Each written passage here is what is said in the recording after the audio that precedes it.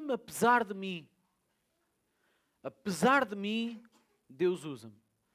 Então é dizer que Deus vai muito além daquilo que eu entendo que consigo fazer ou ser.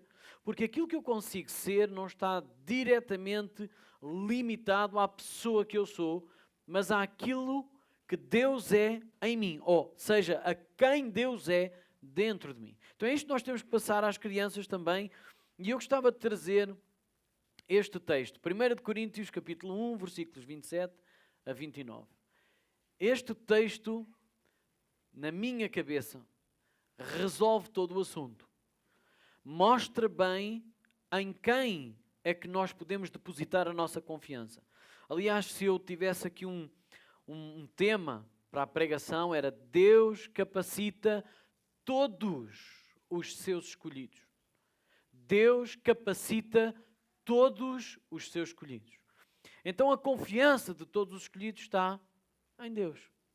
E em 1 de Coríntios, no capítulo 1, versículos 27 a 29, diz o seguinte, e eu vou ler na nova versão internacional, que diz assim: Irmãos, pensem no que vocês eram quando foram chamados. Poucos eram sábios segundo os padrões humanos. Poucos eram poderosos.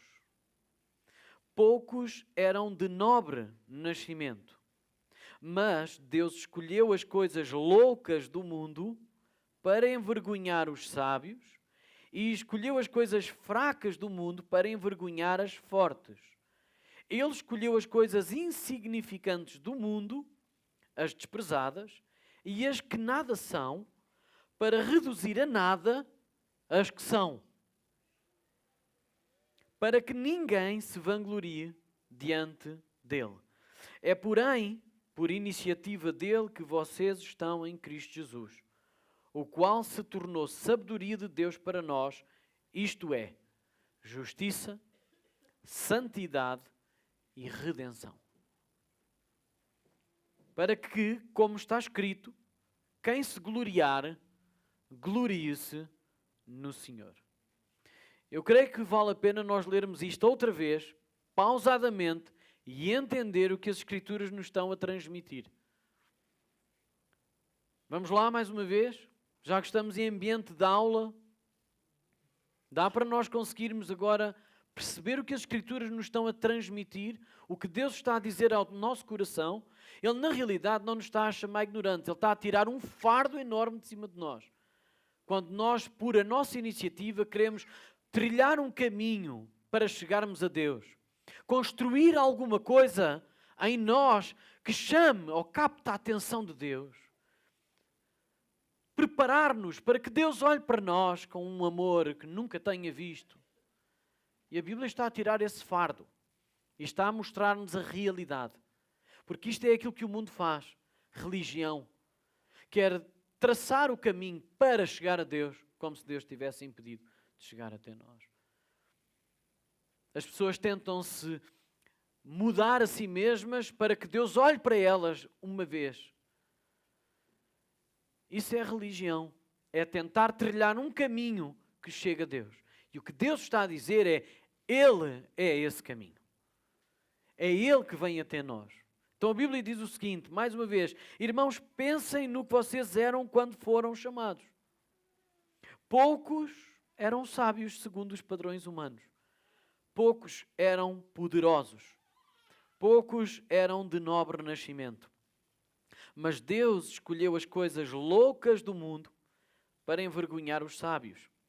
E escolheu as coisas fracas do mundo para envergonhar as fortes. Ele escolheu as coisas insignificantes do mundo, as desprezadas, e as que nada são, para reduzir a nada as que são.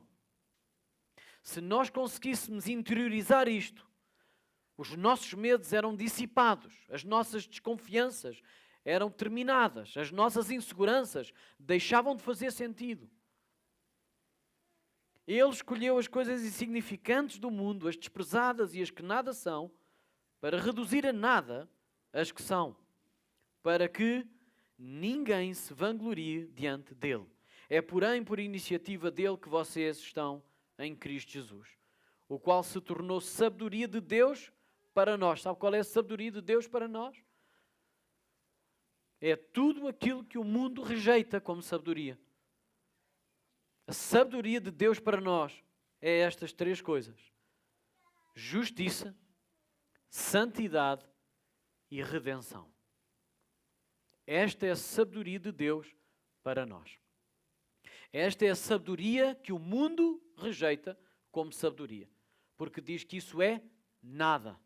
E Deus diz que as coisas insignificantes para nós, Ele tornou-as grandes, para reduzir a nada aquelas que o mundo acha que na realidade são. E a igreja é portadora desta mensagem. As nossas crianças são portadoras desta mensagem. Para que, como está escrito, quem se gloriar, glorie-se no Senhor. Este é um facto de que vai revelar quem realmente está debaixo deste ensino, debaixo desta sabedoria. Porque aquele que se quiser gloriar daquilo que fez de alguma coisa, é porque ainda não entendeu esta sabedoria. Mas aquele que se quiser gloriar, então glorie-se naquilo que o Senhor é. E naquilo que o Senhor tem feito em nós. Sabem, muitas vezes nós achamos que precisamos estar prontos, perfeitos ou habilitados para sermos usados por Deus. E isto é uma característica humana. Quando eu pergunto a alguém, olha, tu queres servir a Deus? As pessoas dizem, não tenho dom nenhum. Em que é que eu vou servir? Sabem o que é que eles já estão a dizer? Deus não me pode usar porque eu não estou habilitado, porque eu não tenho carta de condução. Não posso conduzir esse carro que me estás a apresentar. Então nós ainda não entendemos esta característica que quando Deus chama e escolhe alguém para chamar, Ele vai capacitar. Ele não está à espera que nós já sejamos capacitados para Ele olhar e dizer assim, até que enfim que encontrei alguém capaz. Não. Ele olha para alguém que se acha incapaz e diz, eu quero escolher-te para fazeres exatamente aquilo que tu achas que não tens capacidade para fazer. Sabem porquê? Porque aquele que se quer gloriar, glorie-se no Senhor. Nós devemos aprender isto para ensinar isto às nossas crianças. A Bíblia, porém, está cheia de exemplos de pessoas comuns, frágeis, até mesmo desacreditadas, que foram usadas poderosamente por Deus. Mudaram a história humana. Mudaram o trajeto de nações. Pessoas insignificantes. Pessoas que não tinham nada para dar ao olho humano. Mas Deus disse, eu quero escolher-te, levanta-te e vem, faz o que eu te digo, sê obediente e vamos mudar a história da vida humana. As nossas crianças precisam de entender esta mensagem. Porque muitas vezes eles ainda não souberam ou ainda não entenderam que são incapazes. Nós é que lhes estamos a transmitir essa mensagem. Não, filho, tu não és capaz. Não, filho, isso não é para ti. Alguma vez consegues. E eles olham para Deus e quando nós apresentamos Deus, eles veem alguém que é inatingível, e é. Mas é alguém que se quer dar a conhecer e dá. E eles precisam de entender isso. E precisam de entender que não importa o quão insignificantes eles acham que são por causa daquilo que os outros dizem, mas eles devem estar na esperança e na expectativa de que a sua incapacidade é em tudo a grande probabilidade de Deus os usar para a sua glória. Viram Moisés a gaguejar? Viram a Esther, órfã? Duas pessoas que mudaram o trajeto da vida humana. Viram Davi, que foi o último a ser escolhido. Aliás, nem era para ser escolhido, porque tinha sido esquecido lá. Usado por Deus para mudar a história da humanidade. Vocês viram um Paulinho, que se achava o maior da turma? Gozava com todos os outros que, na realidade, aos olhos humanos, não tinham nada para oferecer? Deus mudou a vida dele, transformou a vida dele para usar, para mudar a história da vida humana. Nós vimos também aqui uma outra personagem. Eu agora ia dizer a Vânia. A Esther. A Ruth, desculpem. que na realidade ficou órfã de marido, decidiu ir com a sua sogra, depois do seu sogro ter morrido, do seu marido ter morrido, e ficado completamente desamparada, e ela disse: eu não vou desamparar a minha sogra. A sogra virou-se para ela e disse: não, mas tu ainda tens idade para refazer a tua vida. E ela disse: onde tu fores eu vou. Onde tu pousares eu vou pousar. Onde está a tua nação é a minha nação. O teu Deus é o meu Deus. Então alguém que a sociedade dizia: tu já não serves para nada nem para ninguém, muito menos aqui em Israel, porque os israelitas tinham mania de serem superiores, e jamais uma mulher de órfã, ou seja, de longe, de um lugar diferente, poderia ser alguma solução. Deus usou Ruth, desculpem, para mudar a vida da história da humanidade. Ou a história da vida da humanidade. E um Barnabé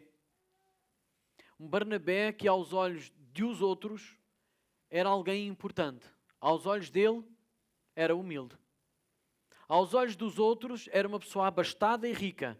Aos olhos dele era humilde o suficiente para vender tudo o que tinha e entregar à igreja e viver como um apóstolo. Aos olhos dos outros era um homem com excelência, com poder de persuasão. Ele tinha um cognome, que era o ajudador, consolador, e ele tinha noção disso. Por isso, no momento em que uma pessoa precisou de ajuda, ele largou tudo para ajudar aquela pessoa a erguer-se.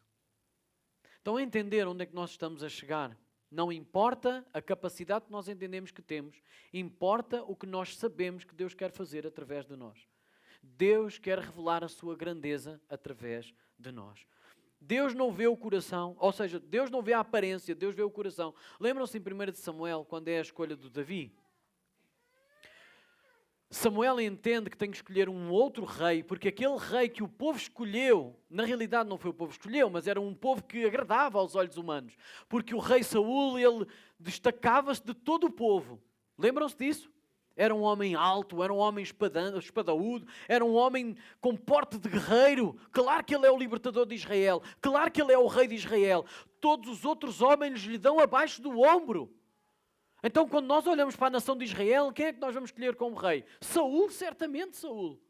Deus não olha para a aparência, Deus olha para o coração. Quando Deus diz assim: olha, vais-me ter que escolher outro rei, vais ter que ungir outro rei, Samuel pensou o quê? Vai ter que ser a mesma estatura, a mesma medida, e se calhar até ainda é mais alto. Quando ele chega à casa de Samuel, de Jessé, ele olha para Eliabe e diz assim: certamente que é ele. Então um homem grande, poderoso, aos olhos humanos era ele que era o rei de Israel. Foram aqueles 7, ali a passar 6 filhos. Onde é que está o outro? Não há outro. Não há outro.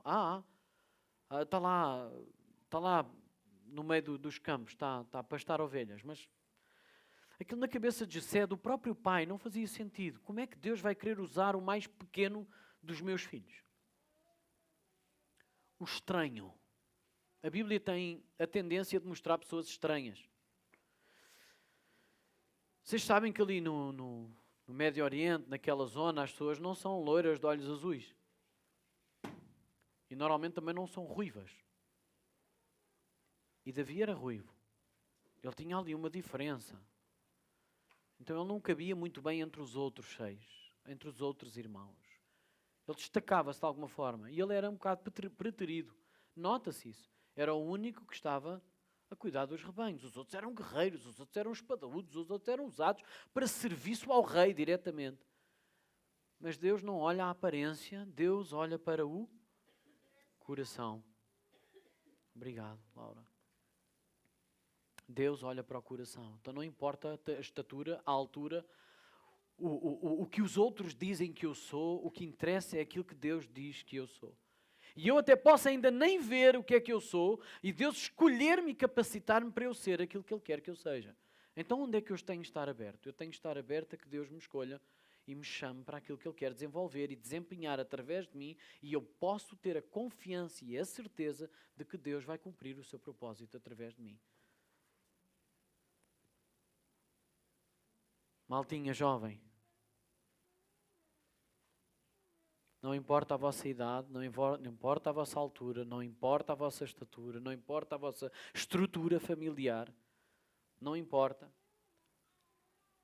Eu até ia dizer uma coisa que se calhar os professores iam dizer: não digas isso, nem eles depois vão ficar moles na escola. Mas vou dizer. Não importa o curso que vocês vão tirar. Não importa a quantidade de cursos que vocês vão tirar. Eu não estou a dizer para vocês não tirarem, não serem bons na escola. Muito pelo contrário, nós temos que ser bons na escola. Mas não é isso que vai determinar quem vocês são. Sabem porquê? Porque daqui a 100 anos isso não conta nada.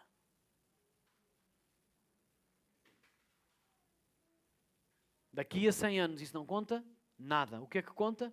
É em que é que eu fui usado por Deus. Como é que Deus me viu? Quanto é que eu fui de obediente a Deus? Nós temos outros exemplos bíblicos, como nós já vimos Moisés, mas eu lembro-me de um que é Gedeão. Em Juízes 6, quer ler comigo? Em Juízes 6, o que é que está lá? Em Juízes 6, nós vemos aqui um Gedeão, que é um homem. Deixem-me dizer-lhes assim o contexto muito rápido. Israel era um povo rebelde. Extremamente rebelde. Extremamente abençoado por Deus. E não sabia conter-se na bênção, e então eles rebelavam-se contra Deus. Eles eram rebeldes contra Deus. Então, na porção grande de bênção, eles chutavam Deus para canto. Eu quero alertar que essa é a nossa forma natural de ser. Quando nós temos tudo, nós não precisamos de Deus. Quando a nossa vida está toda arrumada, nós esquecemos de Deus. É isto que a Bíblia nos ensina. Então nós temos que estar alertas, sistematicamente a perceber que tudo o que nós temos à nossa volta de bens materiais e até de saúde está nas mãos do Senhor. Está dependente da sua graça e da sua misericórdia. Obrigado, Paulinho. Diz assim no versículo 11: então o anjo do Senhor veio e sentou-se sobre a grande árvore de Ofra, que pertencia ao Abiezrita Joás. Gideão, filho de Joás, estava a malhar o trigo num tanque de prensar uvas, para escondê-lo dos medianitas. Então, neste momento, Israel estava a ser completamente pressionado pelos amalequitas e medianitas, que era o povo à volta de Israel. Então, sabe o que é que Israel fez? Fugiu para as montanhas e as suas casas tornaram-se em buracos e cavernas. E Gideão, com medo dos medianitas, porque tudo o que eles semeavam, os medianitas e amalequitas iam lá e destruíam tudo, matavam tudo e levavam tudo, vacas, ovelhas, tudo. E deixavam Israel na miséria. E então até que o povo disse: não, Senhor, por favor, ajuda-nos. Nós fizemos mal, perdoa-nos.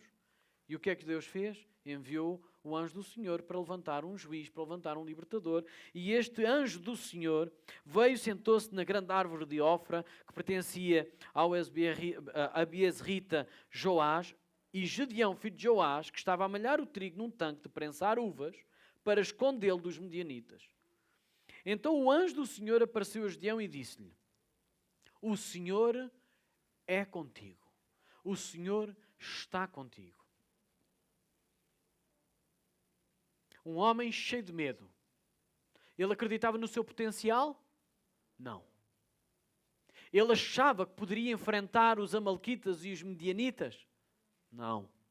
Até para malhar o trigo ele estava dentro de um buraco para não ser visto.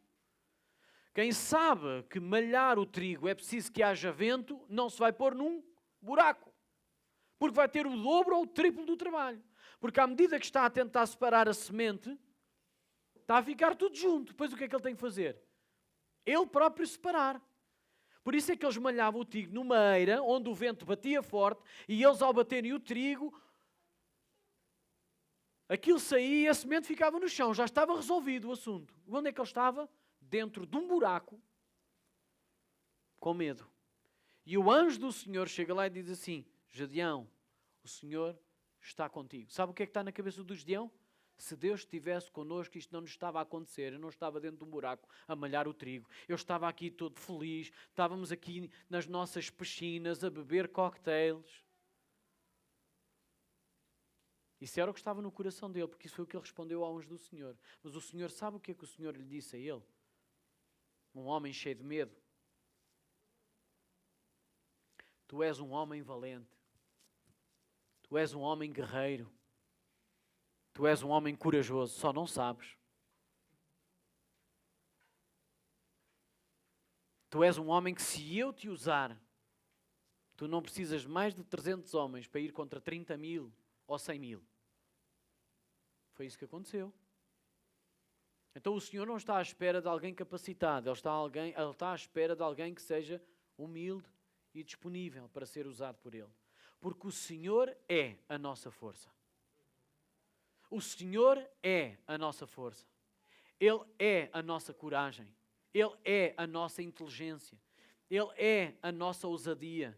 O Senhor é em nós. Por isso é que o anjo chega lá e diz: o Senhor é contigo. A partir daqui eu posso chamar-te o que eu quiser. Então és um homem valente, és um guerreiro. Sabe, ele não questionou se ele era um homem valente ou guerreiro. Ele questionou era se o Senhor era com ele. Se o Senhor fosse connosco, isto não nos estava a acontecer. Ele disse: então vá, tu pegas agora vai e vais lutar contra eles, porque eu vou dar-te o povo nas tuas mãos. Nós às vezes escapa-nos estas coisas. Gedeão ainda questionou ali o Senhor algumas vezes. Diz: Senhor, se isto é mesmo verdade, então mostra-me isto acontecer. Então, Senhor, se isto agora é assim, mostra-me que isto aconteça. Não vamos entrar por aqui isto tudo. Mas, na realidade, os exemplos bíblicos de pessoas que não eram capacitadas aos olhos humanos foram usadas por Deus poderosamente. Sabe com quantos homens Gedeão lutou contra um pelotão enorme que era incontável? Porque diz que nem os camelos eram possível de contar. Os camelos. 300 homens. Então quem é que foi forte? O Senhor. E o Senhor fez exatamente isto para dizer assim, para que vocês não pensem que foi o vosso braço forte que vos livrou, então vocês vão em minoria. Foi o suficiente, creio eu, foi o suficiente para que Gedeão não desacreditasse. Deus não precisava de nenhum, para derrotar aquela malta toda. Aliás, foi mesmo com o barulho que eles fizeram que Deus derrotou aquela malta toda. Então Deus capacita com o quê?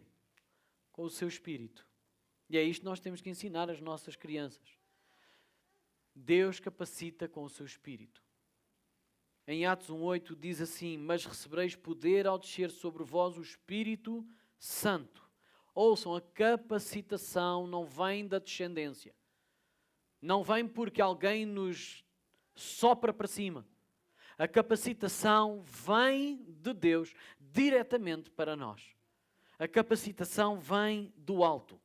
Não depende da nossa força, não depende da nossa ousadia, não depende da nossa inteligência, não depende das nossas notas, mas depende somente da presença do Espírito Santo dentro de nós. Nós temos que ensinar isto às nossas crianças. Jade, não precisas de ser perfeita para o Espírito do Senhor estar em ti a fazer esta mudança. Laura, não precisas de ser perfeita nem de estar capacitada já para o Senhor depositar o Espírito dele na tua vida. Safira, é a mesma coisa. Nós não precisamos de estar capacitados para que o Espírito Santo entre dentro de nós. Aliás, Ele é a nossa capacitação. Nós às vezes pensamos, tenho que estar pronto, tenho que estar preparado, tenho que ler a Bíblia 3 vezes, senão o Espírito Santo não entra dentro de mim. Disparate é esse.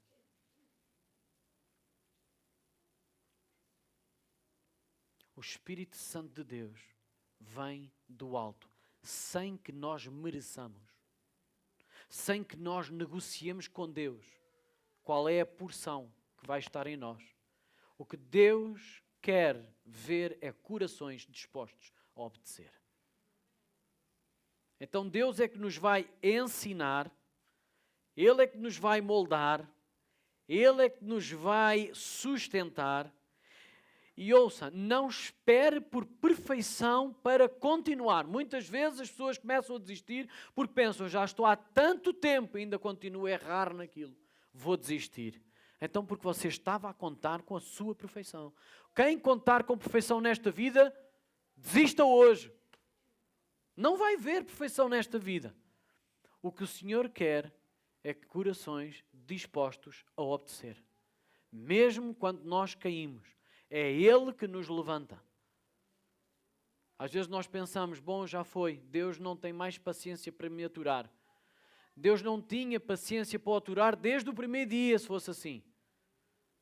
Nós não merecíamos de maneira nenhuma. O importante é responder à convocatória com fé. Deus chama-nos para viver este caminho em fé. Confia que aquele que te chamou também te irá capacitar. Quem é que se lembra do versículo de Filipenses 1,6? Quem é que consegue recitá-lo assim? Ninguém? Vocês conseguem pôr ali atrás? Filipenses 1,6. Filipenses 1,6. Quem é que consegue lembrar este versículo? Este versículo é muito importante para estar no nosso, não é no nosso bolso, é na nossa mente, no nosso coração. Porque é confiança para nós, é certeza para nós. Em momentos de fraqueza, em momentos de incredulidade, em momentos de fragilidade, nós temos que falar isto. Estou convencido de que aquele que começou boa obra em nós, em mim, vai completá-la até ao dia de Jesus Cristo. Este versículo, que é a palavra de Deus, tem que estar dentro de nós, porque no dia frágil é Ele que nos sustenta. É o Espírito do Senhor a usar a sua palavra para nos levantar. Se nós dependêssemos de nós mesmos para terminar a obra que Ele começou, então ainda não entendemos a conversa toda. Nós dependemos em tudo dEle. Por isso temos de estar disponíveis para Ele. Então, em conclusão, Deus escolhe quem? Os prováveis? Não, Deus escolhe os improváveis. Para que a sua glória se manifeste. Quem é que se sente fraco? Debilitado? Fragilizado? Não tenha medo.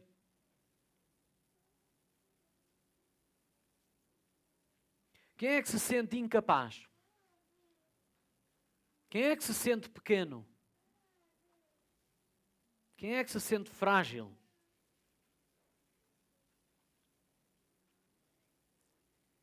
Então deixem-me dizer-vos uma coisa. Fiquem atentos, porque provavelmente o Senhor vai querer usar-vos. Fiquem atentos, porque o Senhor vai querer usar-vos.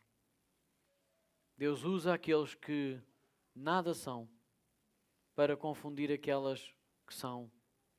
E Ele usa as coisas que não são e que não têm valor nenhum para derrotar aquelas que são. Para esmagar, para reduzir a nada. Para quê? Para que ninguém se glorie. No dia em que você for usado, agora que se sente fraco, no dia em que é usado por Deus, não se sinta o maior. Dê essa glória ao Senhor Deus. Então hoje nós temos que dizer como Isaías, que se sentiu fraco para uma missão tão grande, que era pregar o Evangelho. Mas ele disse o quê?